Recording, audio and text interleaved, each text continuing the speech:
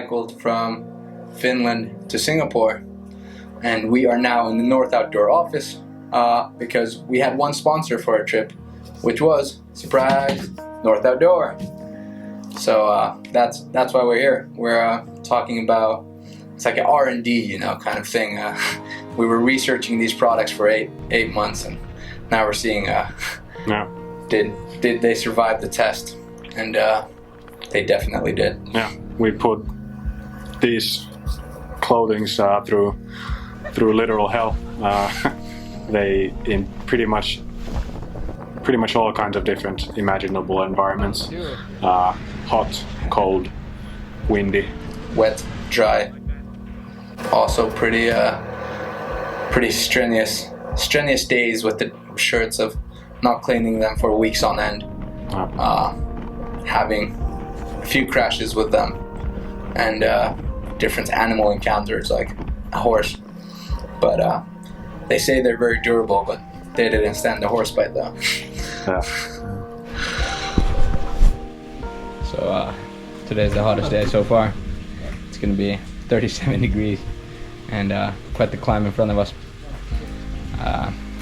Probably gonna have to change the t-shirts and get some sunscreen going. Yeah.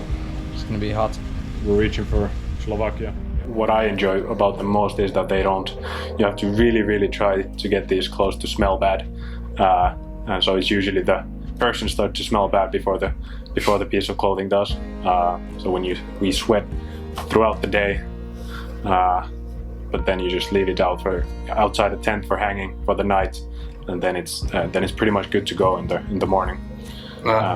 Showers weren't always an option for us during this trip in many different places.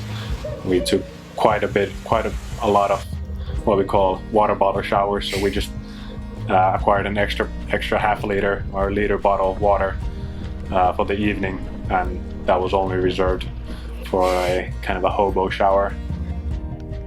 So what was the benefit of having only merino wool in your backpack? Yeah, the benefit was merino wool or these clothes were really light throughout the trip, and we had a lot of climbing. We climbed, I think, 100,000 meters of elevation gain during the 8 months. So we really wanted to minimize weight. We had lightweight bikes. We had a lightweight tent. We had, we were trying to skim weight in everywhere we could, and it would have been foolish to carry really heavy clothes with us. So that they were light, but still were able to keep us warm when it got really cold, really made the trip that much more enjoyable. Yeah, we also did a couple of, on our off days, for example, in Nepal, we went on a few days trek where we left our bicycles at the foothills of the mountain, and then hiked for a few days to Mardi Himal. Mardi Himal was the trek called, and we didn't have proper backpacks. We only had those small backpacks that go into the tiny little pocket. And at the foothills of the mountain, it was super hot, maybe 25 degrees just a t-shirt and shorts. Yeah, but then as you go up, you leave on the day that we were at the highest point in the morning, we left at 3 o'clock before the sun came up, and it was a few -5 maybe. Yeah, -5. So obviously we had a tiny little duvet jacket as well. Yeah. Weight was key in those cases as well. Key learning we got from this journey was simplifying our lives, and that means clearing our calendars, having clear goals, putting your attention to fewer things, and devoting your time more meaningfully to things that you find meaningful in your days.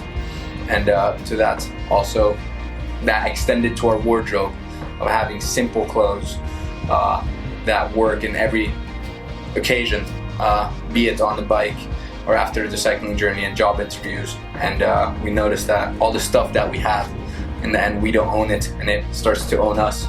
So we want to also, not have to think too much every morning what to wear, but take good quality, simple clothes Exactly. It took us not having a big selection of things that we could wear each morning really made us a bit, enabled us to just, well, not think about what we're going to put on ourselves in the morning, because we knew that whatever we have is going to work for any occasion that we're facing out on the road. I think that's why Steve Jobs and Mark Zuckerberg and these big visionary founders, don't they have like their iconic clothes that they wear? They have 5 pairs of the same jeans and 5 turtleneck shirts, because then they can focus on what really matters, while still wearing these. Let us kind of give that self-expression of, you know, we like to not smell bad, we're outdoorsy, and it's versatile for any occasion. So Exactly. it still portrays that statement to people. No. Keep it simple, stupid. If we would have done this trip without Merinolla clothes, I think the nights in the tent would have been much more stinkier. We had a really small tent, and now the hygiene levels were pretty high. It didn't smell too bad, but I think if we had, you know, basic cycling clothing, those what my mom calls fake cotton shirts that start to smell after a bit of sweat, I think sleeping in a tent and not washing our clothes for weeks on end would have been pretty nasty. Yeah, and we would also probably we would have had to buy a ton of more clothes on the road, which is, you know, it's a bit more wasteful. You can only use a bad quality shirt only so long. But I had, you know, my Merinolla hoodie from the first day to the last day that I was wearing. Yeah, and yeah, still wearing the same clothes that we had on the journey with us after really giving them a beating after 8 months. So I don't think if we would have left with other materials that we'd still be wearing them or would dare to use them in the public due to different odors that we gathered throughout the world. We checked into a stranger's home in Kazakhstan, and he just said that he had 2 guests the prior week, French guys, who smelled really bad, and that made us scared. Do we smell bad? But then we trusted we don't, knowing the clothes we're wearing. And he in the end said, thankfully you guys didn't smell like these 2 other French cyclists. Oh. So that was one reaction that we got positively, of us actually, after days of cycling with no shower, still not stinking. So. Yeah. We were travelers in foreign lands, so we were guests in people's homes quite often. People were very welcoming to us, so we were much more courteous guests because we were a pleasure to have, because we didn't have the disadvantage of smelling really bad, or our bags, or having to do laundry. So that was really nice. And